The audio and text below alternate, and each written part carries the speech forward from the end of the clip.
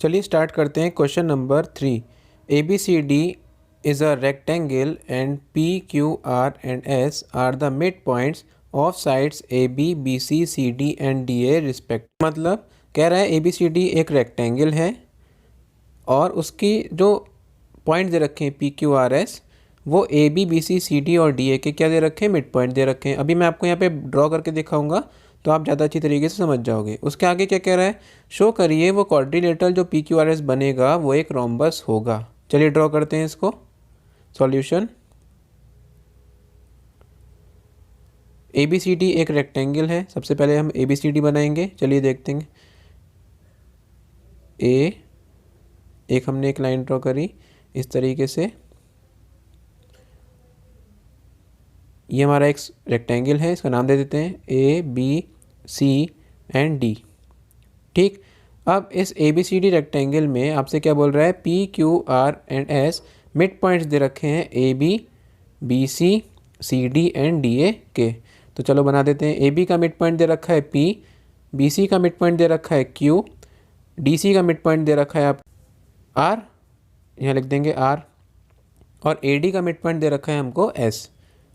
ठीक है, अब ये जो पॉइंट दे रखे हैं P Q R S A B C C D और डी ए के ऊपर, ये मिड पॉइंट है। इनका क्या मतलब कि ए बी के ऊपर जो पॉइंट पी दे रखा है ना, ये क्या करेगा, इस पूरी लाइन ए बी को दो इक्वल पार्ट में डिवाइड कर देगा। मतलब जो पार्ट आपका है ए पी, वो पी बी के क्या होगा, इक्वल हो जाएगा। A P part P B के क्या हो गया, इक्वल हो जाएगा। इसी तरीके से बी क्यू क्यू सी के equal, R C D R के इक्वल और एस डी ए एस के इक्वल हो जाएगा। समझ गए। अब शो क्या करना है, शो करना है कि quadrilateral P Q R S एक रोम्बस होना चाहिए। अब उसके लिए हम क्या करेंगे, यहाँ पे ये जो पी पॉइंट है ना, इसको ज्वाइन कर देंगे। किससे, पी को ज्वाइन कर देंगे हम क्यू से, क्यू से ज्वाइन कर देंगे हम आर, आर से हम एस ज्वाइन कर देंगे और एस से हम वापस पी ज्वाइन कर देंगे। तो हमें क्या मिलेगा, हमें ये आपका एक पी क्यू आर एस एक आपका क्वाड्रिलेटरल मिल जाएगा। इसे थोड़ा डार्क कर लेते हैं। समझ गए इतनी बात। अब हमें क्या करना है, इस क्वाड्रिलेटरल को रोम्बस प्रूफ करना पड़ेगा। कैसे करेंगे, चलिए लिखते हैं गिवन। सबसे पहले जो गिवन है वो लिख लेंगे। गिवन है कि A B C D is a rectangle. सबसे पहली चीज़ हमें पता है कि ए बी सी डी क्या है, एक रेक्टेंगल है। ठीक है, ये तो पहली चीज़ हमें पता है, इसे फर्स्ट डाल देते हैं। दूसरी चीज़ हमें क्या पता है कि P, Q, R, S are the mid points of the side A B C C D and D A. या लिख देंगे of A B C C D and D A respectively. समझ गए इतनी बात। P Q R S जो है वो ए बी सी डी के मिड पॉइंट दे रखे हैं। ठीक है, अब क्या शो करना है, हमें शो करना है P Q R S is a rhombus. Clear. अब कोई भी क्वाड्रिलेटरल रोम्बस कब होगा, जब आप उसके बारे में कुछ चीज़ें पता होनी चाहिए आपको। जैसे मैं रोम्बस के बारे में अगर मैं बात करूं, तो रोम्बस सबसे पहले क्या होता है, रोम्बस एक पैरेललोग्राम होता है ना। कोई भी फिगर आपकी रोम्बस होती है तो सबसे पहले उसमें पैरेललोग्राम की सारी प्रॉपर्टीज लगती हैं। राइट, मैं बता चुका हूँ पहले आपको।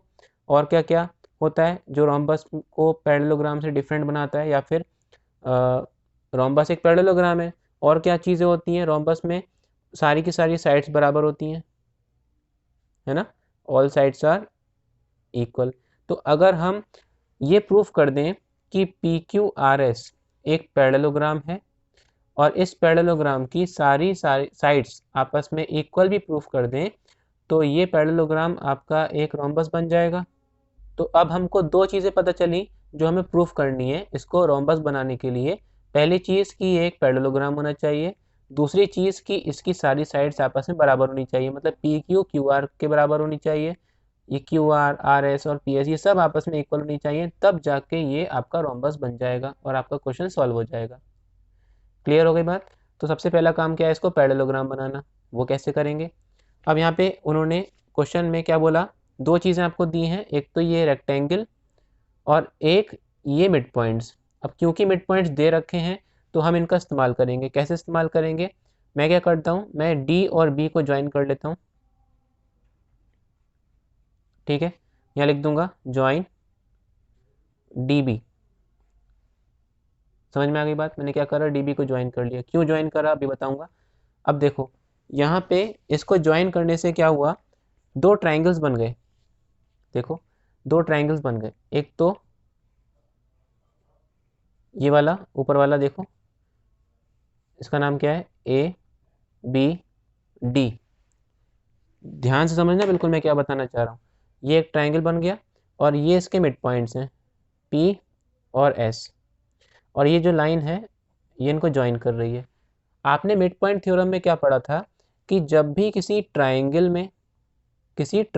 में अपोजिट या फिर कोई सी भी दो साइड्स, इस ट्राइंगल की टोटल 3 साइड्स हैं, ए डी, ए बी और बी डी, तो कोई सी भी दो साइड्स के मिड पॉइंट्स को मैं अगर ज्वाइन कर दूं तो जो लाइन मुझे मिलती है ना, ये लाइन हमेशा थर्ड साइड के पैरेलल होती है और थर्ड साइड के हाफ के बराबर होती है। इतनी बात पता है ना आपको। मतलब क्या कि पी एस जो होगी वो डी बी के पैरेलल भी होगी और पी एस जो होगी वो डी बी के हाफ के बराबर भी होगी। क्लियर हो गई बात इतनी। इसी तरीके से अगर मैं नीचे वाले ट्राइंगल की बात करूं, आर क्यू, यहाँ पे आर और क्यू मिड पॉइंट है दो साइड्स के, है ना। अगर मैं इनको ज्वाइन कर दूं तो ये जो लाइन मिली मेरे को आर क्यू, ये जो लाइन आएगी इस ट्राइंगल में डी बी के पैरेलल होगी, आर क्यू डी बी के पैरेलल भी होगी और आर क्यू डी बी के हाफ के इक्वल भी होगी। इतनी बात समझ में आ गई। मैंने कुछ भी नहीं बोला, मैंने बस आपकी मिड पॉइंट थ्योरम यहाँ पे यूज़ कर दी है दो ट्राइंगल्स के बीच में। ठीक है। अब यही चीज़ें हम यहाँ पे करेंगे, लेकिन यहाँ पे थोड़ा सेपरेट करके करेंगे। देखो इन ट्राइंगल, कौन सा ट्राइंगल, ए बी डी, ऊपर वाले ट्राइंगल की बात कर रहे हैं हम, P and S are mid points, right. P और एस मिड पॉइंट्स हैं, therefore using mid point theorem, mid point theorem का अगर हम इस्तेमाल करेंगे तो क्या होगा, लाइन पी एस जो होगी वो क्या होगा, वो पैरेलल हो जाएगी डी बी के थर्ड साइड के पैरेलल हो जाएगी and P S D B के हाफ के बराबर भी हो जाएगी, है ना। ये थ्योरम बोलती है आपको। इसे डाल देंगे फर्स्ट इक्वेशन। इतनी बात समझ में आ गई। अब बिल्कुल सेम टू सेम तरीके से आप नीचे वाले ट्राइंगल में भी करेंगे। Also in triangle D C B, नीचे वाले ट्राइंगल की बात हो रही है, R and Q R mid points, therefore using mid point theorem क्या होगा, जो लाइन आर क्यू मिलेगी इन मिड पॉइंट्स को ज्वाइन करने से वो पैरेलल हो जाएगी तीसरी साइड डी बी के, right, and R Q D B के हाफ के भी इक्वल हो जाएगी। ये आ गई आपकी सेकंड इक्वेशन। क्लियर। अब क्या करेंगे, हमने क्या देखा फर्स्ट इक्वेशन में कि जो डी बी लाइन है ना, डी बी लाइन, ये जो डी बी लाइन जा रही है ये पी एस के भी पैरेलल है। देखो ध्यान से देखो, D B line P S के पैरेलल है, प्रूफ कर चुके हो। और सेकंड इक्वेशन में क्या देखा कि D B line R Q के भी पैरेलल है, राइट। क्या मतलब, सेम लाइन पी एस के भी पैरेलल है, सेम लाइन आर क्यू के भी पैरेलल है। इसका मतलब क्या कि पी एस और आर क्यू वो भी आपस में पैरेलल होंगी, पहली चीज़। इसी तरीके से D B by two P S के भी बराबर है, डी बी का हाफ पी एस के भी बराबर है और डी बी का हाफ आर क्यू के भी बराबर है। क्या मतलब इसका कि डी बी का हाफ पी एस के भी बराबर है और आर क्यू के भी बराबर है। इसका मतलब पी एस और आर क्यू भी आपस में क्या होंगे, इक्वल होंगे, राइट। तो यहाँ लिखेंगे on comparing equation number 1 and equation number 2, जब आप कंपेयर करोगे इनको तो फिर पी एस जो होगी वो आर क्यू के भी पैरेलल हो जाएगी and P S R Q के बराबर भी हो जाएगी। समझ में आ गया ना क्यों? क्योंकि सेम चीज़ दोनों के इक्वल है और सेम चीज़ दोनों के पैरेलल है, तो आपस में पैरेलल भी हो जाएंगे और आपस में बराबर भी हो जाएंगे। अब मेरे को क्या पता चला कि ये जो क्वाड्रिलेटरल बना ना, ये जो क्वाड्रिलेटरल बना आपका ये वाला, ये क्वाड्रिलेटरल जो बना, इसमें आपकी पी एस लाइन और आर क्यू लाइन आपस में पैरेलल भी हो गई और पी एस और आर क्यू आपस में बराबर भी हो गई। और जब भी किसी क्वाड्रिलेटरल में पी क्यू आर एस दे रखा है, अपोजिट साइड्स के दोनों पेयर में से कोई सा भी एक पेयर पी एस और आर क्यू आपस में इक्वल भी हो जाए और आपस में पैरेलल भी हो जाए। समझना बात को, किसी भी क्वाड्रिलेटरल में अपोजिट साइड्स का कोई सा भी एक पेयर आपस में equal as well as parallel हो जाता है, तो वो आपका क्वाड्रिलेटरल एक पैरेललोग्राम बन जाता है। ये आपकी प्रॉपर्टी आपने पढ़ी थी, है ना? तो हम यहाँ पे डायरेक्ट यूज़ करेंगे। यहाँ पे ये जो दोनों लाइंस हैं, इस फिगर में दोनों लाइंस हैं, इस क्वाड्रिलेटरल की अपोजिट साइड्स का काम कर रही हैं। तो यहाँ पे लिखेंगे since P Q and P S and RQ both are opposite sides of quadrilateral PQRS। PQRS की दोनों opposite sides हैं, therefore quadrilateral PQRS is a parallelogram। समझ में आ गई इतनी बात? इसीलिए इसकी अपोजिट साइड्स बराबर भी हैं और पैरेलल भी हैं, इसीलिए ये क्वाड्रिलेटरल जो है वो आपका एक पैरेललोग्राम बन जाएगा। ठीक है, अब पैरेललोग्राम तो ये बन गया, अब काम क्या रह गया?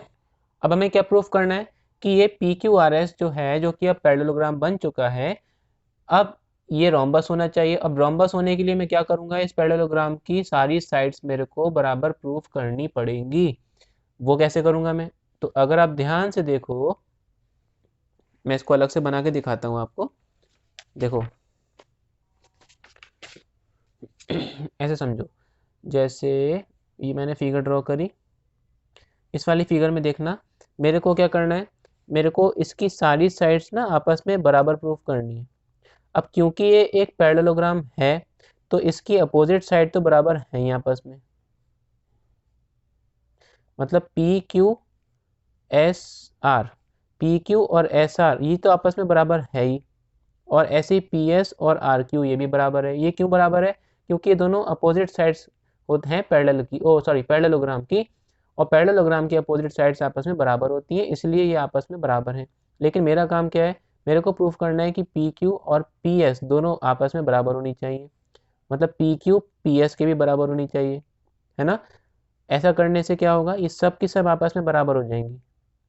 क्यों? क्योंकि पी क्यू देखो एस आर के इक्वल है, और अगर पी क्यू पी एस के भी इक्वल हो जाएगी तो ये तीनों आपस में बराबर हो जाएंगी। ये तीनों आपस में बराबर हो जाएंगी तो ये चौथी भी इसके सबके बराबर हो जाएगी। तो कहने का मतलब क्या है कि मेरा जो काम है वो ये है कि मैं पी क्यू और पी एस को बराबर प्रूफ कर दूं अगर, तो इसकी सारी की सारी साइड्स आपस में इक्वल हो जाएंगी, राइट? तो मुझे पी क्यू और पी एस को इक्वल प्रूफ करना है। वो कैसे करूँगा? देखो पी बी क्यू और पी बी एस, इसमें मेरे को क्या दिख रहा है कि P जो है वो मिड पॉइंट है ए बी का। इसका मतलब क्या कि पी ए और पी बी ये तो आपस में बराबर होंगी, है ना? समझ गए इतनी बात? क्योंकि P जो है वो इस लाइन का मिड पॉइंट है, इसलिए पी ए और पी बी आपस में इक्वल होगी। दूसरी चीज़ क्या कि ये एक रेक्टेंगल है पूरा A B C D rectangle होगा, मतलब इसका हर एक एंगल कितने डिग्री का होगा? 90 डिग्री का होगा। इसका मतलब ये 90 डिग्री का है तो ये भी 90 डिग्री का होगा, है ना? तो मेरे को दो चीज़ें पता चल गई, एक तो ये ट्रायंगल है और एक ये ट्रायंगल है।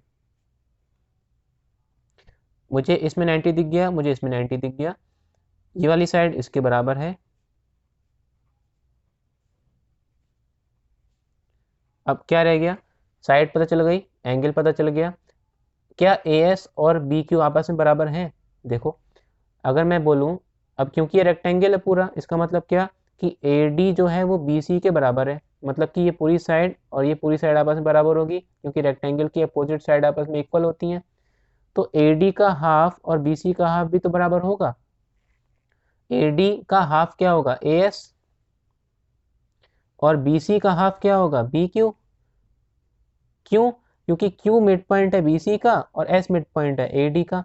मतलब क्या कि DS और AS मिलके AD बनाएंगे, तो मैं AS को AD का हाफ बोल सकता हूँ। ऐसे ही Q मिड पॉइंट है BC का, मतलब QC और BQ ये आपस में इक्वल है। इसका मतलब क्या कि BC का हाफ मैं BQ बोल सकता हूँ, राइट। तो क्या पता चला कि AS BQ के बराबर हो जाएगा, मतलब ये वाली साइड इसके क्या हो जाएगी, इक्वल हो जाएगी। और हमने क्या देखा, इसकी ए वाली साइड इसके इक्वल, एंगल एंगल के इक्वल 90-90, और ये वाली साइड इसके इक्वल। तो साइड एंगल साइड और साइड एंगल साइड से दोनों ट्राइंगल आपके कॉन्ग्रुएंट प्रूव हो गए। जिससे क्या फ़ायदा मिलेगा, इससे ये फ़ायदा मिला मेरे को कि ट्राइंगल PAS में ये वाली साइड और ट्राइंगल PBQ में ये वाली साइड आपस में बराबर हो जाएगी, जो मुझे चाहिए थी। समझ गए बात, PS और PQ आपस में इक्वल हो जाएगी। चलो इसको कर लेते हैं। इसे इसमें सॉल्व कैसे करेंगे, चलो देखते हैं इसको। देखो सबसे पहले मैं क्या लिखूंगा, in triangle PAS and triangle PBQ। ध्यान से देखना, फिगर में देखते जाना। PAS में PA और PBQ में PB आपस में इक्वल होगी, क्योंकि P जो है वो मिड पॉइंट है। मिड पॉइंट है किसका, AB का। क्लियर। दूसरी चीज़ क्या, एंगल A इसका और एंगल B इसका बराबर होगा ईच 90 डिग्री। समझ में आ गया। तीसरी चीज़ क्या कि AS और BQ ये भी आपस में बराबर होंगे, और रीज़न क्या आ जाएगा कि AS जो है वो AD का हाफ है। मतलब ऐसे समझो कि AD/2 is equal to BC/2। ठीक है, AD का हाफ करोगे तो AS आएगा, BC का हाफ करोगे तो BQ आएगा, जो हमने यहाँ पे लिख दिया है। अब कौन सी कॉन्ग्रुएंसी लगी यहाँ पे, side angle side. Therefore by SAS congruency rule, triangle PAS congruent हो जाएगा ट्राइंगल PBQ के। और एक बार ये कॉन्ग्रुएंट हो गए तो क्या होगा, PAS की साइड PS और PBQ में साइड PQ आपस में इक्वल हो जाएगी बाय CP/CT। अब इससे फायदा क्या हुआ, अब क्योंकि PQRS एक पैरेललोग्राम है, since PQRS is a parallelogram, right. और पैरेललोग्राम की अपोजिट साइड आपस में इक्वल होती हैं। इसका मतलब क्या कि PQ, देखते जाना फिगर में, PQ SR के इक्वल हो जाएगी और PS RQ के इक्वल हो जाएगी, PS RQ के इक्वल हो जाएगी, है ना। लेकिन अभी हमने क्या प्रूव करा कि PS PQ के क्या है, इक्वल है। On comparing PQ is equal to QR is equal to RS is equal to PS, ये सब आपस में इक्वल हो जाएंगी, और हम बोल सकते हैं कि PQRS इज अ रोम्बस। दोनों चीज़ें हमारी प्रूव हो चुकी हैं। हमने सबसे पहले क्या करा, इसको पैरेललोग्राम प्रूव करा, उसके बाद हमने इसकी सारी साइड्स जो है वो इक्वल प्रूफ कर दी इन दो ट्राइंगल्स की मदद से। इनको कॉन्ग्रुएंट प्रूफ करके CP/CT से इसकी ये वाली साइड PS और इसकी PQ बराबर हो जाएगी, और क्योंकि पैरेललोग्राम थे तो अपोजिट साइड भी आपस में इक्वल हो जाएगी, मतलब कि सारी साइड्स आपस में इक्वल हो गई, और ये हमारा जो पैरेललोग्राम था ये आपका रोम्बस बन गया है। क्वेश्चन आपका सॉल्व हो गया, प्रूव। ठीक है, इसे नोट कर लेना। क्वेश्चन यहाँ से स्टार्ट हुआ है और यहाँ पे एंड हो चुका है।